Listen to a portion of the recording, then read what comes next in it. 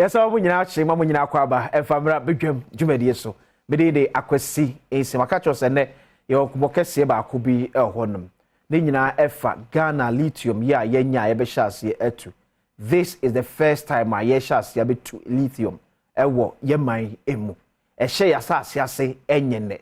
Oboade nyina ye tete benya ade efe ne Ghana na ewo ho. Bara fe ne ani aba ho ayebehase etu.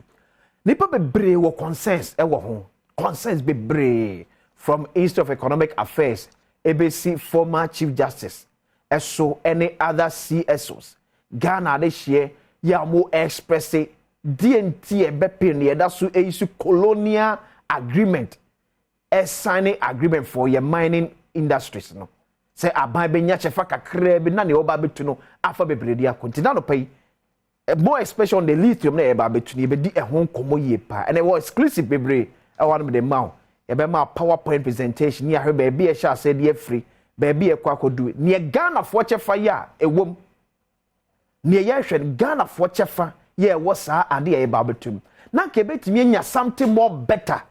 A Chenny and Penfone, a Australia McQuay, as Sayana, a home commodity bre, or any other pay. My father second say, and come lucky heba, the Mercato say, dear, Sebi, and Peninsula, Mamma once say, if you are dear. Yade be a title say you stroke diabetes or ba na bema na wine in the amount. Wasu ye lucky heba. For nature makache no more no to yade nyina se emfama hwamo ewo gomua ogwa krom kwantempono eso. Bibia ne afre 0243 201 244 0243 201 244. Lucky heba or se waye lucky. Kelchako toothpaste ensu nem sen kanite near the bidie du bolitre so and the cheese me fita. And a bidie na dia a toothpaste. Kel Chaco toothpaste and abedwa so e ye kama say. So nya bi otim zampa wonya ade papa pa. Fa which you see yankwadan so dia o kel kit. Enkwadan benya woni beje obepekọ so betwi o se be se empresa dako. Esanse emu e de ye pa. Supermarket bi abeko bia no onsa ebeka bi ato Kel Chaco toothpaste to say happy smile. Dominion Herbal ensu eni o de Dominion Herbal ointment aba. Sabre ye wura bro nya bosumi de I want a papa nka wona wo forest zones takwa ne important so mo tibe bia wodo a ezu ebembem no mo de mo de amia ba woni how bia nunya Dominion Herbal ointment fastest wapon waposo ebeyi pace ni nyina e de free Dominion Herbal powder so eboa mahode aba ne pedwem saneseti no na wode agu ensohiem stene sanan manopa bia ne fa pie eno an no pebito Ghana me awdo eton eno bia kwa sebeka bi ato furniture and crime repatch ventures Nana Boache Herbal, Angel Herbal Shops, Ashama Fonso called Equus Pharmacy, Temako Little George Health Shop, Kofodia Fonko Gabson Pharmacy, Delight Pharmacy, or Hinena Herbal, Ouskobi Pharmacy, and Central Market, no Eddie, and Chesumso called Tonic Pharmacy, Achimwada Sukonana Ya Provision Store, and a Kennedy Drugstore, Sumanyanko Nagiza Pharmacy, Una Nimfu Emrofincha Dumienu, Obama Quadano from Pacho, Wonka Home. Bibiani Afre 0543 158 195 0543 158 195. Dominion Herbal Powder or say for your well-being. Honorable George Mreku Duka, a Deputy Minister of Lands and Natural Resources. On a side, Mrashe Yanima this year what takwa Israel in the Western region. Uko Asyo was as well Deputy Minister now. On the side in charge of mining. The former Goodyear Tuno, excellence. It's about lithium, a former Goodyear Tuno Comwa. Obian will be to Como, apart from George Mreku Duka. Honorable Cordia. Yankopone and Mobor, what's up, and you are looking good. It has na mediema SC never give up, are they? And yeah, da Kasema Mediema. Young Africans from Tanzania. Oh, okay. Yarabon wo Kumasi.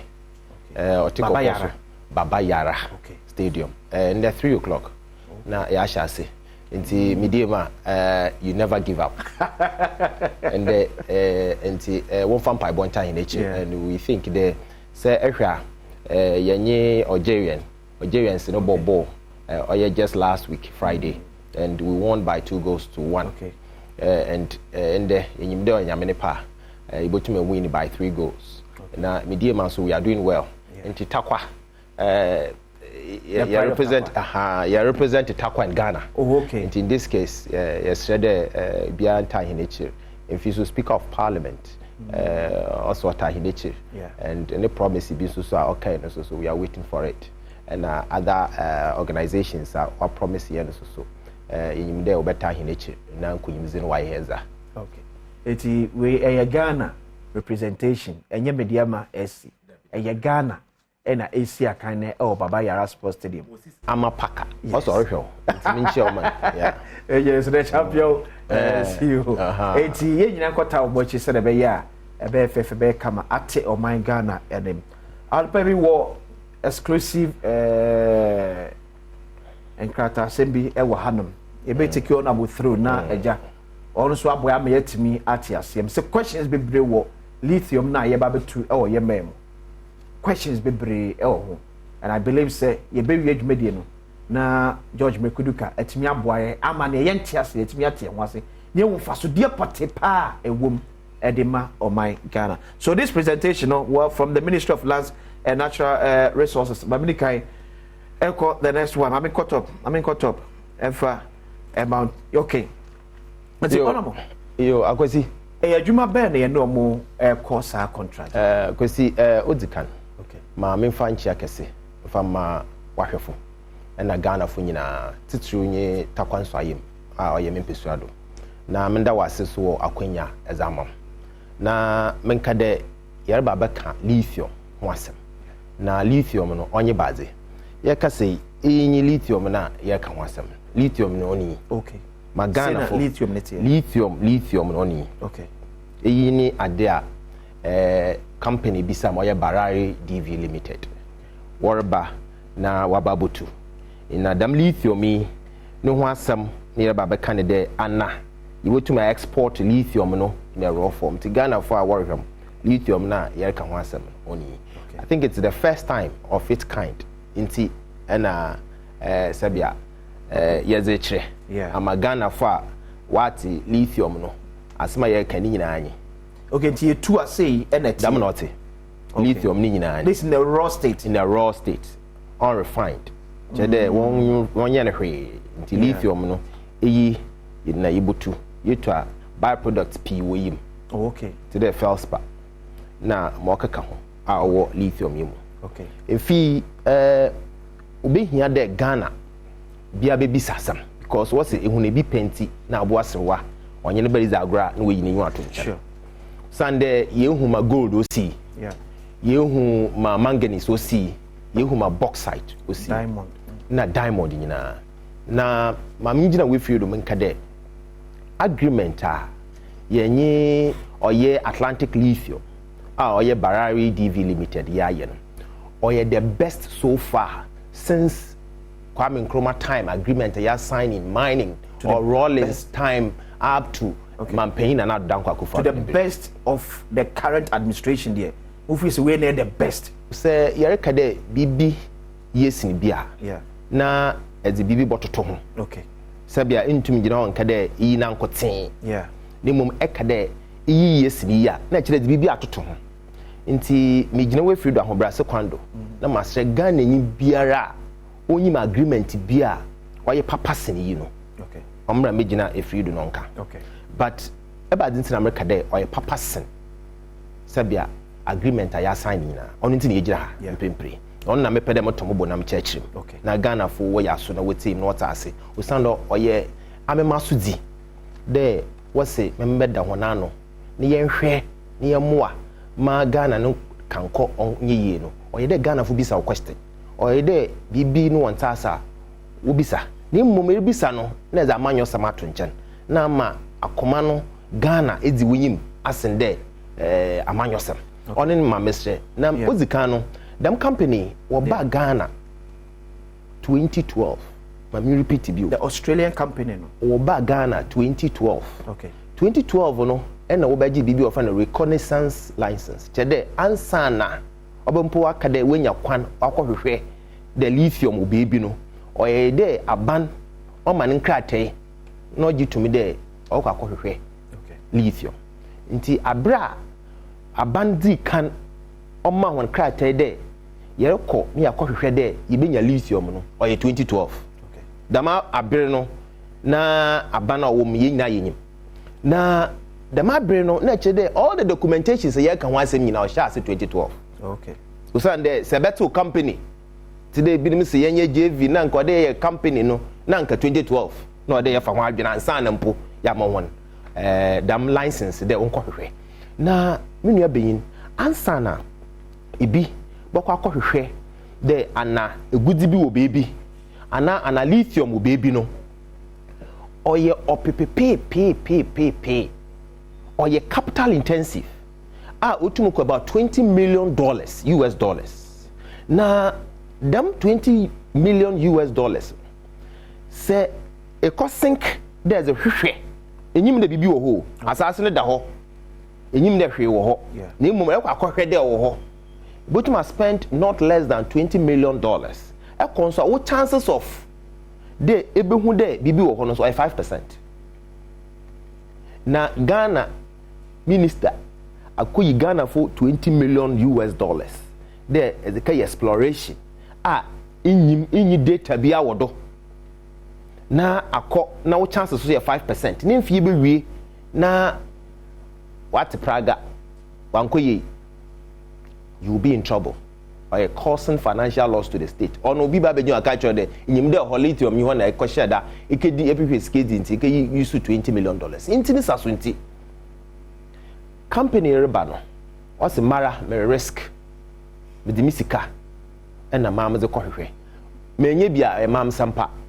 May be susa Ghana, I am bra or chede. Nipana, where to what sacrifice a day? May the $20 million US dollars. May the coye prospecting my hede bibi wo ho no so ohuna mbra ne se ye mano the first point of refusal so ono kade okay me hu de bi wo ho na emum me pede me mine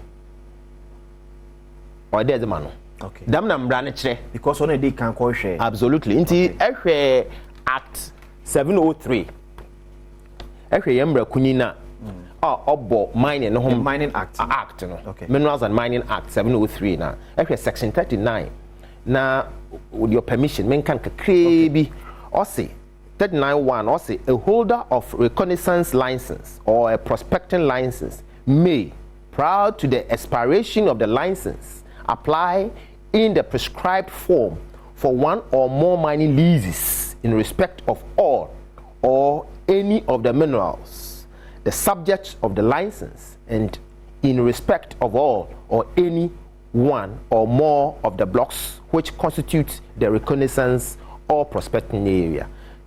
Section 39(2) and American B. Okay.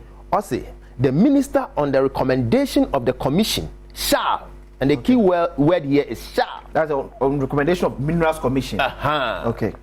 Within 60 days of receipt of the application and subject to all obligations having been satisfied, grant the applicant a mining lease on conditions specified in the lease. Na chere yeah.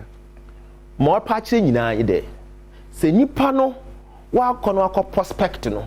Na se oba no de document the Minerals Commission. Na se Minerals Commission gitum na all your recommendations or the minister na within 60 days and in that Duciano or your day minister no o madam nipa kro no lease or your mra ya hyehyɛ okay nti dam barari DV limited one when ya prospecting license and a reconnaissance license in 2012 na wa baba catch the menya lithium ho no first point meba my mentor say recognizance license no and a prospecting license difference between them reconnaissance in at the beginning okay the meroko akɔhwɛ okay and fee upgrade but some people use it interchangeably okay there it interaction brand or say reconnaissance or prospecting okay and so because the reconnaissance or prospecting meroko akɔhwɛ so how come say in 2012 near more recognizance license but in 2018 near more prospecting license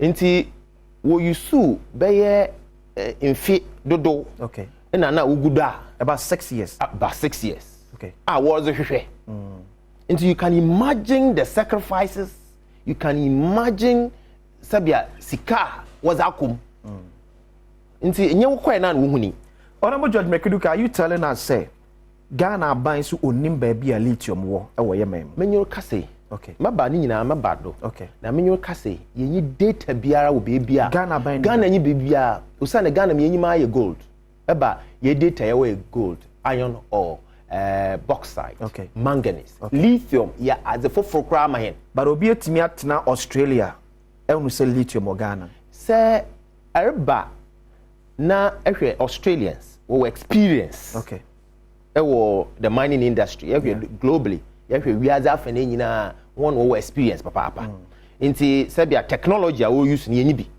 na ye ze humpo de ye wo lithium okay nti ye nyi data bia wherever there be me but for now no technology na ye ni nti na abiti ya na say because ye need data bibiara nyi ho a we bitien na ehwe yan agreement a ya ye na oye globally we are afene nyina no okay or you're very, very competitive.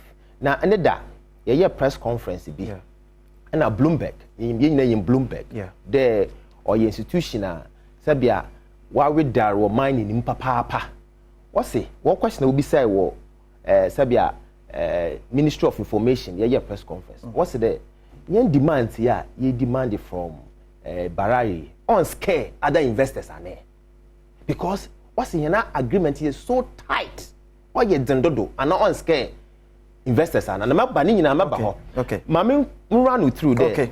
Damn a young the next one because period. Yeah. Many are being as my year Kenyano.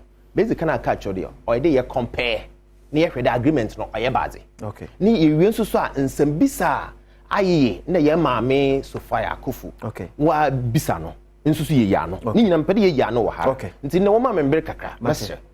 Say yehwe lithium ni ntwi na countries are we are that fene nyina obo mozin papa or Zimbabwe okay one wo Africa's leading producer of lithium sisi amprempre ka say Africa he nyina country a o produce or ye lithium ye kan wan say ma da che Ghana fi or ye Zimbabwe okay e fi so say we are that fene nyina reserves you can reserves na che there baby a lithium or dodo okay or ye Chile yeah globally we are seeing na Chile for lithium pa okay if so Argentina one were the fourth largest and Mali one so were Africa nyina no ye were third largest over lithium but the damn countries in na bobo na ya agreement why na ye that to Ghana ho okay and na ye den it then on ibo hu there ye den oye ana onye yeah mezi kana ka there Ghana agreement bi anyi ho onye yi se me ya sign nyina ban bi assign yi the best na mfi so yenko wiaze nti na ma ba ha no okay yenko wiaze afa na nyina ma ka Ghana de yenko wiaze afa na mfi so man yi country biara keke okay be yi country ya sabia wodi ma koten wo lithium it is here ka say Ghana de no the case here to say concession no yes say yerehwa Africa ha no awoya yeah one Fansaman district no every concession ne size it may be the fourth because obiara ehuni amana na manfo pro prospector there be say awoya no na ewo ne dodo there are other adjoining communities omonso lithium be edidi akọ omasase eti after 6 years no mko ye prospecting no report on be no mo say the size of lithium na wo Ghana no it is about me find about 42 square kilometers okay approximately okay 42 square kilometers. And Zimbabwe nso etwam 42 square kilometers oh one is the money the bibri kura so it means ye de keto akora kra na meka wasem mpede ye run because okay oya ketekete ponti no entum inform a company for it because we are in the future okay where you can even whether import one be war because you need data be until you form a company to run a JV okay why you there has it yeah what about the young because yeah about say you need data no yeah because you him say Ghana and Sase ho nsam dodo na kasa de e ho krata se bo Portugal ye nim se Sase ho yire power Ghana ne demarcation here ye ni baby e be ko asoma Portugal ho etu de yanko Ghana yo etu de yanko ahwe countries na okay ma chechrim yeah eba royalties are the yutia. Okay. Or your token. There were two bibri taxes bibri. Yeah. Na nimu Korea we friend royalties. Okay. They are the chateau. Yeah. Na royalties no in Kano and mra ya Act 703 section 25. Ose say obibo to mining and obey mining. Okay. No to gold, obo to manganese, obo to bauxite. Mra no kan ageno or there 5%. Into make us say go fields royalties a wotia 5%. Okay. A Newmont 5%. Okay. Sankofa. All the mining companies want royalties by 5%. Ibian you over 5%. Over 5%. Okay. But in pre royalties are in the agreement. You sign a banner sign or 10%.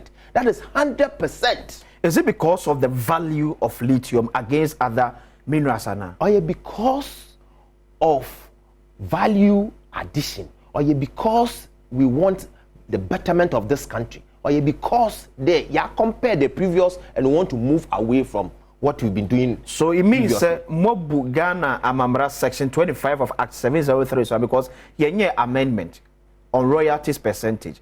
And Namuanka Samojina 2 million na moving from 5% to 10%. Because we are mindful there, the agreement you about call for ratification. Okay. Ghana Mrashebugum Yani Yeshamra. Yeah. You also see it me Yimbrato. Okay.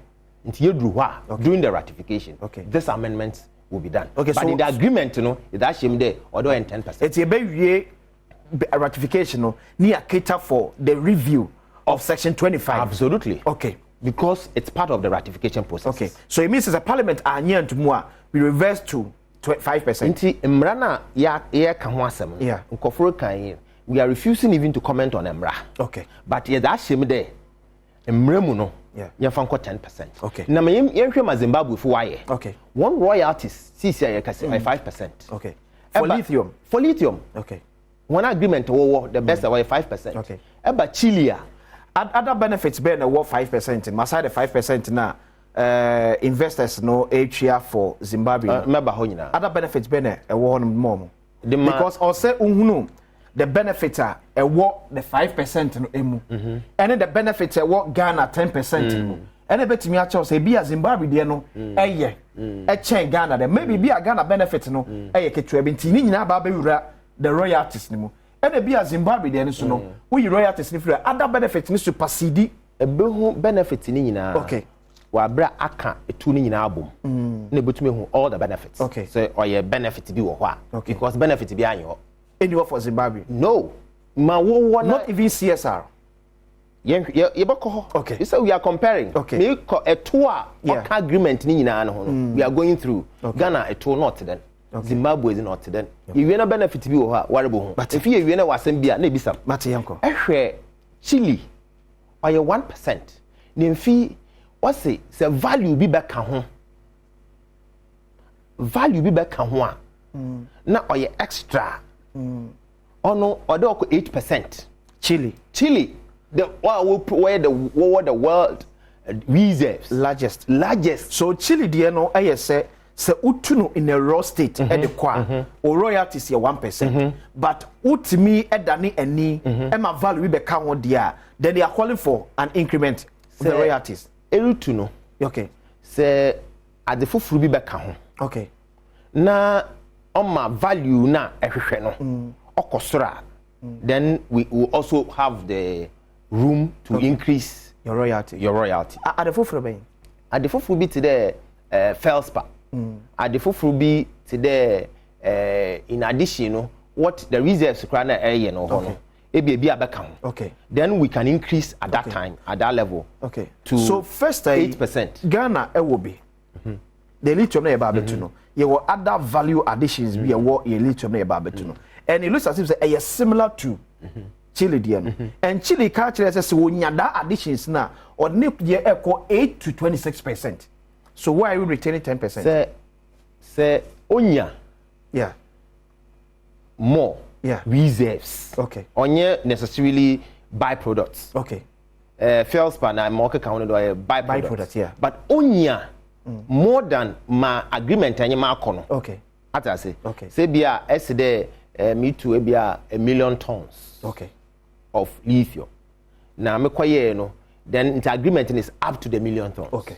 Ne mum say me ko beyond a million tons na. Okay. Then me increase me royalties from 8 to 26%. Into no ame Ghana de no far better than this because reserves now one and ye do juma and there were a value and a time period even if it is 15 years. Okay. 15 years no agreement for. But in that is not how it is. Okay, so the Ghana the unfortunate me. Say Ghana the say CSF as it's also me to say for a start in agreement say number 2. Say ne kese mo number 2 ever say within 50 years agreement no. How many cubic meters of lithium the HN so metime 2 and they free assassin. Remember figure before okay, no maybe some because say ya person say Ghana there so mu 2 ebro ne no mo agree na. Are there other additions send your Chile for there are more man can want some. Okay. Ehwe Argentina with royalties only 3% and nothing more. Okay. Ehwe Argentina the fourth largest producer of lithium in the world. Okay. And one of the best. 3%. Every Mali, the African's third largest host of lithium, or 3 to 6%. Okay. Until Ghana are the best. Okay. If you so in terms of royalties. In terms of royalties. Okay. Yambra free carried interest. About free carried interest. Say be company be ba. Wabawa ukrum. Wabawa sasedo. Waba boot to gold. Yamfa gold yamfa tutu. Yeah. So boot to gold yes so aba ukrum inti. Sabia company no shares na wo no my 10% ye ntuawe. Okay. Agreement owo Ghana sisi anyin. Ekwapem force imprim. Okay. Agreement owo nyin. Nti all the companies owo Ghana no wo ba ye wo 10% free carried interest. Chede shares no company obi ani ho awo to company. Yeah. Na me pede me ba ka company no ho a. Bejimisika. Onye free. Yeah. But o company no onam there erba be ye no watakwa nti me say ebi a company bobo bibi wo dwuma bi watakwa nti ma takwa hemfo ebi 10%. Okay. Nti ono wontu ahwe nti Ghana all the agreement ya ye ni nyina no 10% and yetua when it comes to mining. Okay. All the agreement no no free carried interest. Them in this agreement or 13%. Onunti ona na Bloomberg for catch or there. Na Ghana ye mbisa dodoane. Are we not asking for too much? And that was the question Bloomberg asked. Okay. If he Zimbabwe or 0. Okay. You don't have any free carried interest. Okay. Chile or 0. Okay. Argentina or 0. Okay. Mali no we demand for 10%. Okay. Yen yes 13%. You call the next line. Okay. You call the next but they have two ni na. Yeah, you can say also nyina so yetimi ehunu the real total benefit of sa amama we nyina Zimbabwe, Chile, Argentina, Mali. As na timi dey equity ye de na ye benefit here more wani. They don't have any other benefit apart from the tax component. Yeah, more yet are saying there. Ghana ni wo South Africa. I'm for the next slide document. Obu enedwuma. Yeah. Ebi wo London a we bu enedwuma. Eto ho no tua. Yeah. The man so no obi so tumi fira amanone. Okay. Oba enedwuma. Okay. Se Ghana ye wo yesika. Yeah. Because mining is very capital intensive, especially lithium. I made my example there. In Tumpu who there, you data be to prove there you have even deposits. Yeah. Now I do be no best sinking isika. No do. Inti etona why yamra Ghana so into study and show home fato into bibido. Gide mra amo. Etona anamra ya yeza fato hono. Ono ho na American wase. Okay. And the same thing so no world countries ni nyina. Inti when the American nyina no wa dwuna ya ode wo extra benefit bi wo. The only the American say per year the agreement na makenkan. H say omo sika bi omo de bema ewo ye like Infantiman municipality no. I think there's $6 million I say. Enom nye ade a eka the percentages of royalties near the other. They different. It's a me bisa say Zimbabwe, Chile, Argentina. We are sure. We are sure. As part of this agreement, I'm deputy minister responsible for mining in this country. Okay. And a member of parliament. My integrity is at stake. Let me jam a catch up. Say Argentina, they are not doing a similar thing beyond the Argentina aside the royalties. More one in no. Okay. More one in Amazon. Okay. When you bibia. And in Africa, country be as I speak with you, or refine lithium. Yeah. But as part of this agreement, yes, I refine into exporting the raw form. And it's like to the benefit of the company. It is to the benefit of this country. But it's also to the benefit of the company. Because in the most relative. Yeah, relative. They need to say, say, ultimately find not the qua. Sikano Benya in the raw state, no. A becosro, a black refinery. It's not true. Why? Because. So, would the raw state no qua, nebo stretch refinery? Because. Sami, me a company na mwaha. Yeah. So I'm shama. Okay. Me pay them the boko in a raw form. Because power costs are the refining in my country are cheaper. Inti me do come country are cheaper than them refine or hama cow. Even a beer and labor cost. Are you telling me say or more consider way in an omagia to say or may a refinery? Me say so a refinery now or moboka. A industry the mune etasa. Okay. Bohu there ibiara or mining. Okay. Waha. I pedal refining no. Yeah. Onyo be Nikita Huzi was so put this on Yamfaso. On Faso Ben Obenya. On Yamfaso. So refining waha. Yeah. To the larger extent. Yeah. Of what country no? Of what the host country. Yeah. Because you expand the base. A bit creating creating Juma. That means if you see the byproduct and benefiting no. Because so I refine waha. Byproducts or one hunina or working on Nukro. Atasa or to lithium. Yeah. Nyama pi no betum wenya fi. Bring the byproduct. Yeah. I'll betum wenya fi. Okay. Only your query. Yeah. One refine or hano the kwa. Dam nyama na wo refine or henti abegin wa hano. Or the boko nukrom. Atasa. Into a infasoma or nukrom. In fiso so power costs or hano so or higher than more nukrom. Labor is cheap or ache hono. Okay. Nanti makade uda asha say kanam so a relative. But to the larger extent, I am fasuma one. But I'm for no point. If he say yerhwe sisi a menyo kase. Obi side nka wo be no. Nka yenye company. Today ebia Ghana Integrated Aluminium Development Corporation. GIADEC. Okay. Anagistek. Okay. Eba dinsi nyanya ne dem. Okay. GIADEC example no. Ye wo enough deposit aye na yenyim.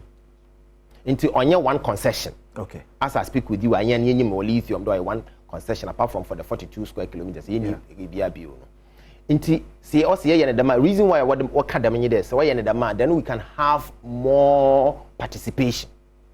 Ghana for about 30%. Today ma yenye GIADEC arrangement ayaye there 30%. But in this agreement no, I am more than 30%. One argument in a way, or 30%. But in this agreement, it could even in future get to a point Ghana will own the company. Okay. Why am I saying that? Okay. See, I'm your case. Yes, Ghana, my Kanaka 13%. Yeah. Free carried. Okay. And fee, Seba Fabio or Detia. Through Minerals Income Investment Fund, or MIF. Okay. MIF was also 6%. Okay. Ghana uses shares. Okay. On which you are. Okay. And so Ghana uses another 4%. Okay. So that is running about 23%. Okay. If he, yes, mother company now or Barari now or Australia. Okay. Also, yanji another 3%. Ye padi ya company no. Company now but I'm watching the company no kwenya another reserves will baby. Okay. And another concession will be Ghana will be part of. Okay. If he, it must be listed on the Ghana Stock Exchange. Why? About the Ghana Stock Exchange. Today, or ye bia company nubutum or the nizin ako no wakade Ghana yi biara epede to shares no. Okay. Bravo Toby. And the stock no be open to only Ghanaian owned companies. Ghana Stock Exchange. Okay. Into no Ghana yi biara into say China no list. Okay. Na Ghana fo okokoto. The shares we may end up even having about 80 to 90% of the company. Okay. And in future even get to be 100% ownership. Into Erica there, oh, na nkwade form company or your relative, also support your fan trench. Apart from 2 points I may raise there. One, we don't even have enough reserves. I go to market in future, no, it will have enough base or basis for us to form a company. Okay. In future, so Zimbabwe, that means share your then. Okay. Or no, what's it? Once the government has a room to participate. Okay. In fee about Chile, or say government has room to participate. Okay. On one year we were home, but okay. As part of the agreement, you know, you have a room to participate. At what percent? One year or you open, one carry. Are you open? Or you open? So you like to say between quite cost and Ghana there. A bit so about much and Ghana there. So about Kostra and Kwadishim. And I bet just once where you open. Meka Zimbabwe, Chile, Argentina, Mali. You open. But you know I close, I fixed. Your percentage for your participation. Or no, the end, your government has a room to participate. Obi at what percentage? Agreement Ezama nipa no babe ye ejuma no. Yeah. Actual percentage as the government has a room to participate. Nipa no hompede be kan ho. Honorable na oni man kwa 100%. And you didn't fix anything there. Into what way to 100 years. Yeah. But still government has a room. So what say if government no and necessary government pursue remua obetimi akọ even more than then they will sit and negotiate. Okay. Me amenya adwuma we emra ba beto so e dey fia so me ba behwe corporate tax ye ba ma amenya adwuma emra ese ugusu ehwe bedwam on Adom TV mulabre astro game park boys be diska ye ba ese obunyina akwa ba bi me ka say Kingdom Home Estate is a hot baby so be akwakoto ne dan estate papa security tight ensuo kanea akwan ni nyina eda so ope baby abetena mu asomadwo na baby asate no be sa tourist site asa twa ho hia nkwade a for the Kingdom Home Estate no more ento ne papa emfa emafre 0536 149 961 0536 149 961 ye de um say ukwa utimi twa between 50 to 70% to they can near spread it manat mo now enjoy for Kingdom Home Estate openiamo from chair on there pay Honorable George Mekuduka, Deputy Minister of Lands and Natural Resources in charge of mining. Honorable Afe, you have the corporate tax between Ghana, Zimbabwe, Chile, Argentina, then Mali. Akwasi, Honorable. Say every corporate tax. Okay. On Ghana fina mu yenyim pay corporate tax. Yes. The toll kasepa ubia in mekwa kese twa. Agreement or shim 35%. Okay. No ubitua. Echo Zimbabwe 15%. But for them, corporate tax and Casa Ghana is saying. Maya yeni na or 25%. 25%. See, say yeah, that 35%. They're up way by 10%. So it means that they are going to be a lot of 10%. 10% is that count. Okay. But in terms of total, no, or more than 10%. So ratification am mo with reviews. No, you back on another page. Okay. Now, in fee, Zimbabwe so 15 to 24%. Maintain once corporate tax, once we to or a range. Okay. The company no probability of 15%. You see, on my range now, I'm a company room to decide. But I am a range. Okay. Until Zimbabwe, for us, 15 to 24%. The currently company will have 15%. Okay. But also we're scaling up. We're about 24%. Okay. If Chile, or 27%, on do 35%. Eba Argentina on 1 year pay 35%. And Mali or 30%. In all this, you know, you're highly competitive. Okay. If you lease period, what by no, better will be so damn 30 years or damn 50 years. No. Actually, mining or capital intensive. Damn the man why Ghana, you need them capital to even sink. Into or day it be didn't see coffee man on it. Until the be a yako. Amanone ye said investors one bra Ghana before we come by juma wa until lease you know say ezerema nipa no de sikare ba odo nya assurance there obotun edumbiri bia ni sika no at least obeto no kaw. Okay. Until ono ye the 15 years ehwe the other countries are 25 years. Yeah. With 10-year renewal period. Na chede o sanso po the 10 period about 35 years. Okay. Ehwe Chile onu po de ono wanka ho asem kra. Say. Because one man very long na chede or even 100 years ko betum operate. So nka obetwere wo. Nti na han me se maka ho asem. Okay. On na Ghana for hwe mama ka no. Okay. Mfi Argentina or 30 years. Mali 30 years. Okay. But in years they call 15 years. Okay, so 30 years I think within remit of mining agreement. Yes. There's 30 years on your bond. But in Ghana, because there we are just Santam. And the Malisa, yeah, careful. Okay. Them say 15 years and we are just yeah, your home some yaka. Okay. But he say 15 years maybe as some one still an agreement now. An agreement is an agreement, yeah. If he had the cry or yes, son, cry, where companies, mining companies are Ghana or pa. Oh, ye, Nisi Kanibi, there, where ye are globally, Wakosura be a 1%, be a 0.5%. Them the better community engagement, and I'm the big developed community development fund. Excellent. With the better to them, go fields for. We to Moye Stadium or Takwa was the Matakwa fee. Today, Anglo Gold, OCC, Bio clinics and hospitals, and as a Watakwano. Dam wapa no way, Mrebia and Shawan. Okay.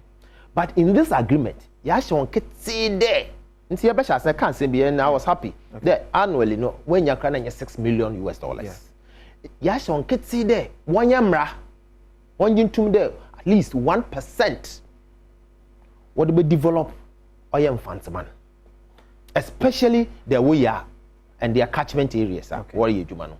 If you young kodo, my memory Zimbabwe needs development fund nibi. When it be Chile any development fund nibi. When it be Argentina any. When it be if you mamen council Mali nibi. Obi nibi. If you mamen council do pony the Ghana. Honorable George Mekuduka ahaye Adom TV. It cuts across the whole world, especially in African countries.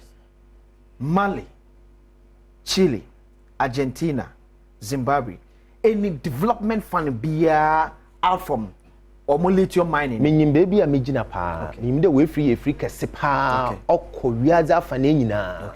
And America show there.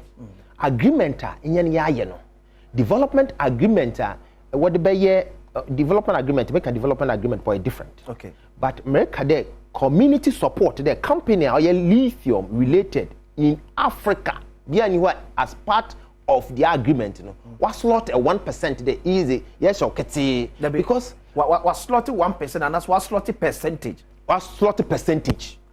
So Ghana is the first country in the world when it comes to lithium mining. Absolutely so. You want a percentage for community development fund. Absolutely so. Ghana. And this is the first time. Okay. Even in Ghana, no, it is the first time. Okay. But this is the first time I saw you to lithium.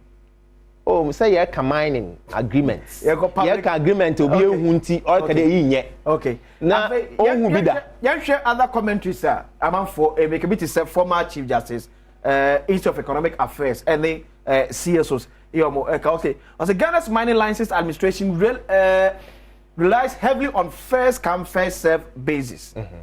Me nua be nyina kwesi ma aye na ye maame so for yakuf ye maame oye sabia judge kese the Ghana ha one o post pa oye the 4th na odi dem post sabi mra samuze onyim sem okay nemo oba mining minyim sen no oba mining na nyim de ye wonyim zifo akese a bia anyi ho a Ghana ha o ka mining na asema obetumi yi yewura Sam Jonah efim. Okay. Mining industry entumi yi Sam Jonah efim. Okay. Yewura Sam Jonah or say this is the best agreement ever. Sam Jonah. Mining, I'm not starting the mining na yani mu yako school. O center Sam Jonah so be bra. Ama fo ko fa Anglo Gold ade abam tu de ye nhwe aban hyehyɛ me ka de onyim na ma ka ye ma me so bi mu so be ka to say oni mu ni nyina achi ye mu ba bi ode Anglo Gold ekosi sam ka say ye quality ye nhwe the response aban e what the bia so nyim de ye ma me mra onyim mra papa wa ben na aye won so what in there wo ba ka kansam wa hwe na we steady I don't know whether or a mining expert down I mean into me can want some na mum asem kra wakan na on ye dey hwe wasam enye nipa nara wakan because we Ghana for you know and wo kwan do be asam sure o say odo a competitive bidding o say there enka company no what they won sika opepepepe no ko hu lithium wo wie na we use almost 10 years we dey hu no ye wie no no say wonko ni advertise na say awu na benya usika na awu mama aba abeji na won ya apam won wo krom on wo kogun aba no what's them na nkwade ye no okay but unfortunately ya ye mra ye maame na so nyim da mra no okay oye act 703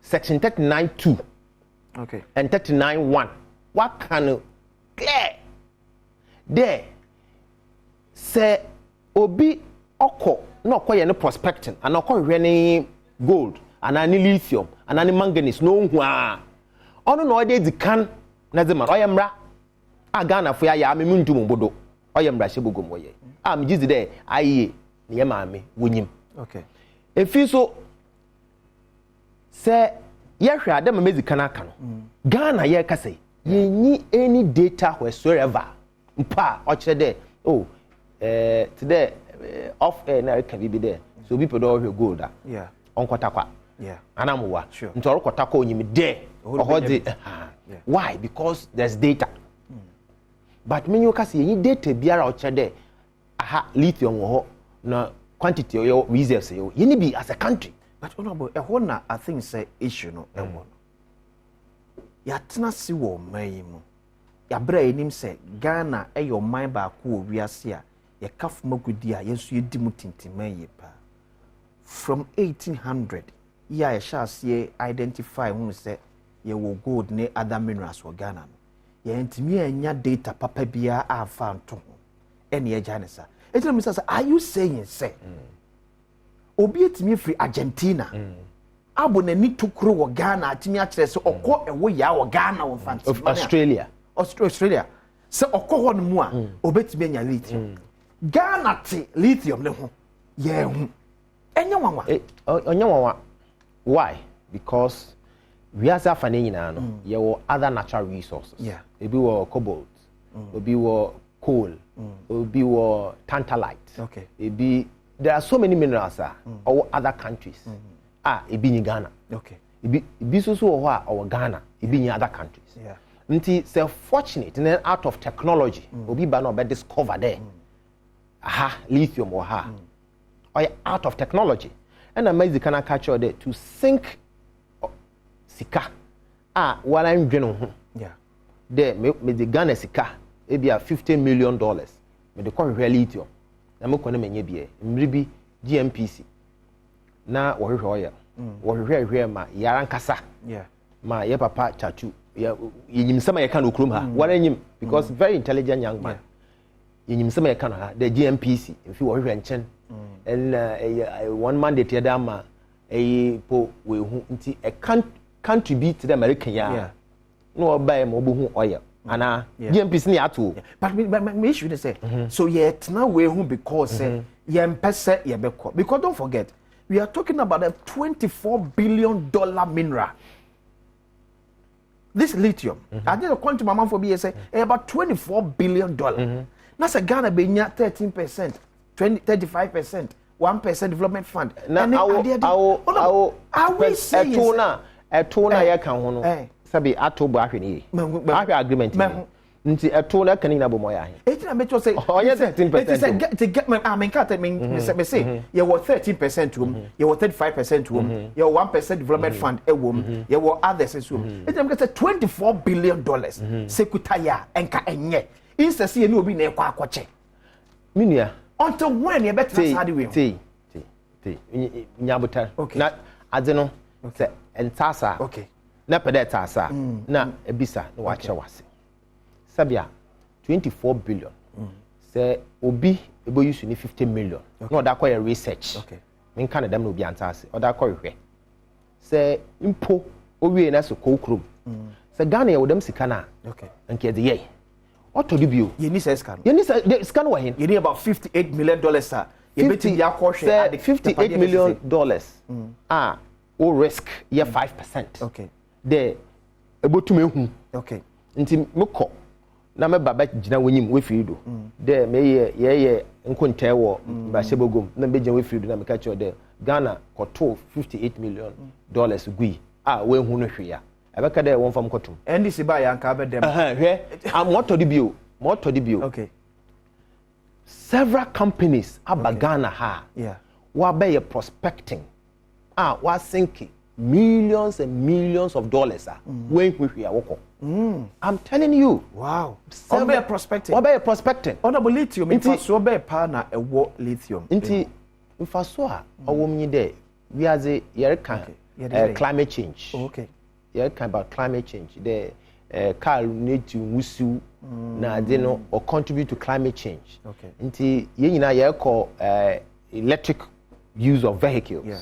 Now or ye part of the battery we to the electric vehicles and other gadgets including even phones you use it only use it be quickly me pede me yi na ye ma me so fire waka be BNB pay once also there competitive no me yi ano the next one also there say on ratification of leave. Ratification yanumra kunyi no Ghana constitution kire there ansana mining company or start operation biano or the Oko Parliament. Yeah. Into a part of the processor or the Oko Parliament. Okay. Onya there ye buyenwe gudo or even after that or doing your EPA permit or doing your operational permit from a friend then Minerals Commission before a lease could be ratified in Parliament it must be signed. Okay. Eti ye be say nyame adma next week Friday. Oh.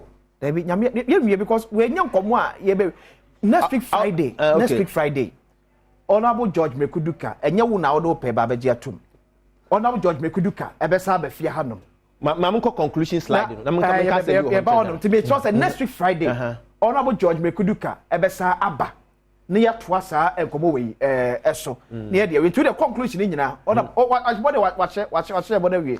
Ye nyai ma no na be committee. Ya committee the amount. Say next week Friday.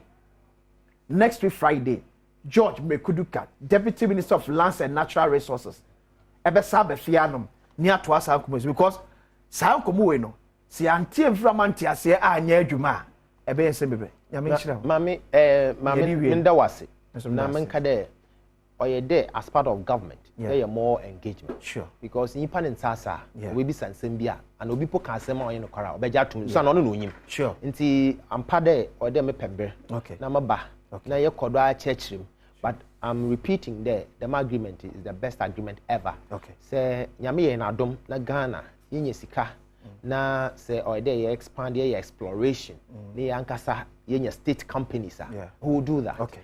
If you so no crack no crack say bibi ni entasa we can ask. Okay. Na yenso ya ready there yibe ya no. Na mama yen cancel because of amanyosam. Okay. Na yenhwe there dama adwuma ya ye mfi iyi obelist no Ghana Stock Exchange Ghana ifu nyina botum ato shares ni bi ewo sika kakra botum ato bi ama mfi nchiri wabaye Ghana fo yeze ono empire yerebo yesenya mfi medie man so mama wi mfi ende 3 o'clock George Mekuduka, Deputy Minister of Lands and Natural Resources in charge of mining, MP for Takwa in Swahim, the Western region. It's Mokasi Yami Adma Friday, next week Friday, Besane, Honorable George Mekuduka, Asa Babichina BHN ya, ni asa to one because questions no edoso or see a clearing na e the efemini the akwesi insia. You are better make out say Yami Piwak Natural Health Center. Atena ba ko ampa just one for any ankyere so ya de na pese wo de ya de ekogum. Wo de friend Dr. Cecilie, Dr. Prince Nelson, Francis CA, na checho ya de mche no nkyere odura obetim di aso ya de ano de my friend 0248 928 824 0248 928 824 and 0201 000 021. Kopiwak for nche na won saw ya de. Me de akwasi nsia ye be se de ehia bakra.